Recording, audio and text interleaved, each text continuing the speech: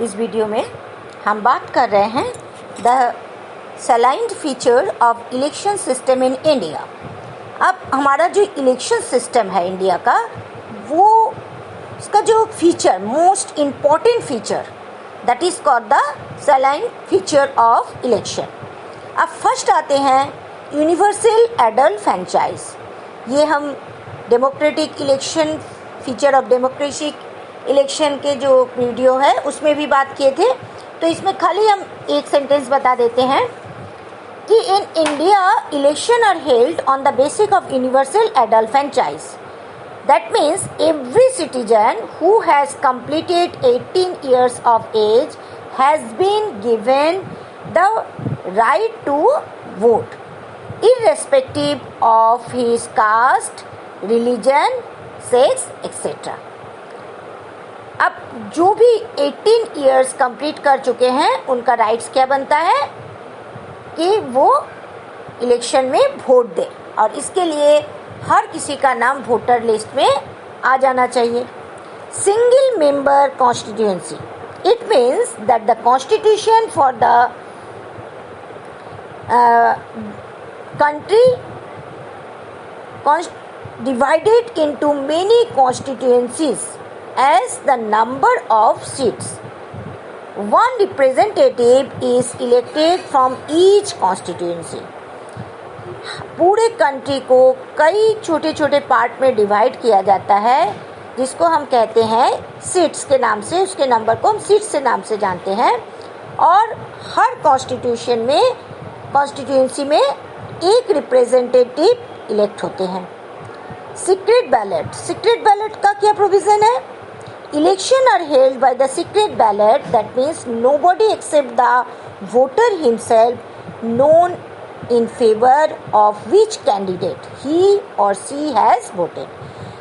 खाली कैंडिडेट छोड़ के किसने वोट दिया है ये इसके बारे में किसी को भी पता नहीं होता। जिसने खाली वोट दिया उसी को पता होता है। अब आते हैं जॉइंट इलेक्टोरल।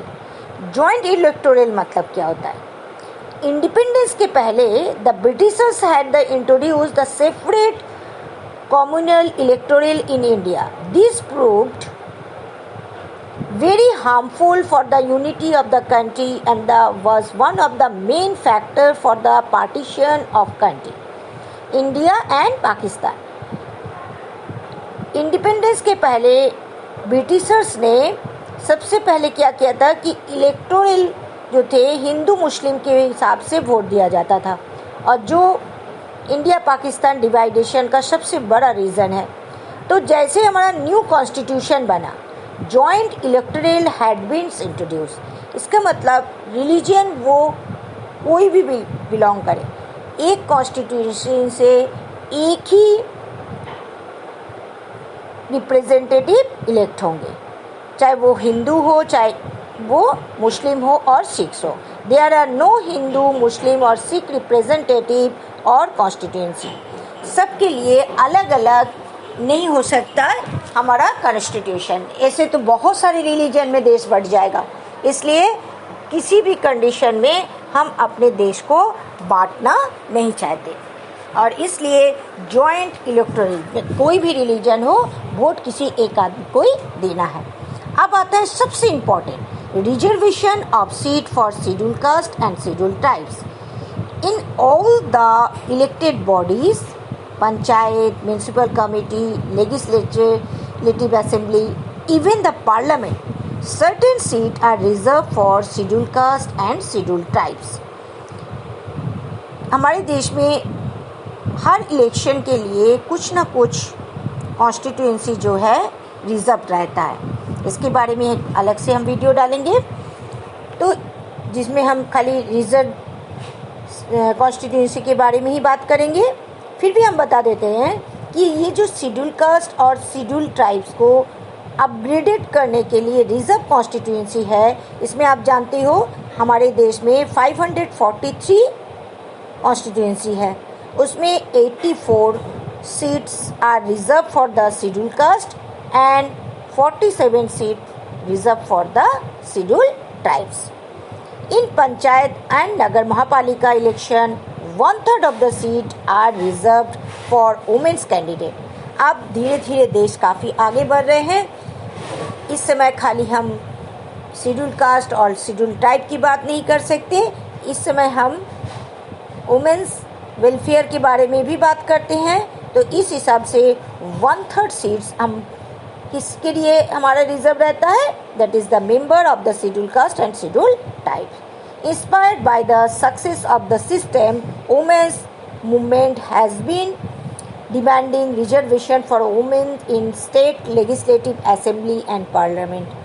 अब पार्लियामेंट में भी आवाज़ उठ रहा है और स्टेट लेजिस्लेटिव असेंबली में भी आवाज़ उठ रहा है कि हमारा 1/3 जो सीट्स है वो रिजर्व कर दिया जाए only for the women candidate.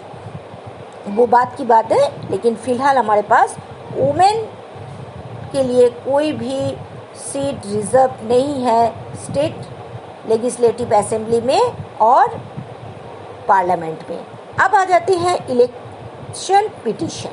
Election petition क्या है कि अगर कोई भी कैंडिडेट ये सोचते हैं कि इस कॉन्स्टिट्यूशन में इलेक्शन फेयर नहीं हुआ, उसमें कुछ ना कुछ फ्रॉड किया गया, चीट किया गया, तो फिर वो अपील कर सकते हैं कोर्ट में कि यहाँ फिर से रिजर्वेशन करा जाए। इफ एनी वोटर और the candidate feels that the election in his constituency has not been conducted fairly, he can file an election petition in the court against the election. If the court finds that the charge leveled against that election are true, it can set aside that election. फिर से वहाँ पर election हो सकता है। ये इसमें 1 number और 3 नंबर का क्वेश्चन भी आ सकता है इलेक्शन पिटीशन पर। अब हम आते हैं most important body, election commission. For the smooth fair and impartial conduct of election, the constitution provides for an election commission.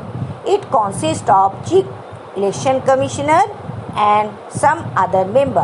At present, it has Chief Election Commission and 2 other member.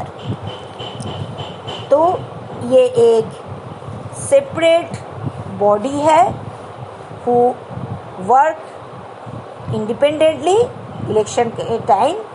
जो सबसे ज़्यादा important role निभाते हैं ये election commission, और उसमें कोई भी इंटरफेयर नहीं करते।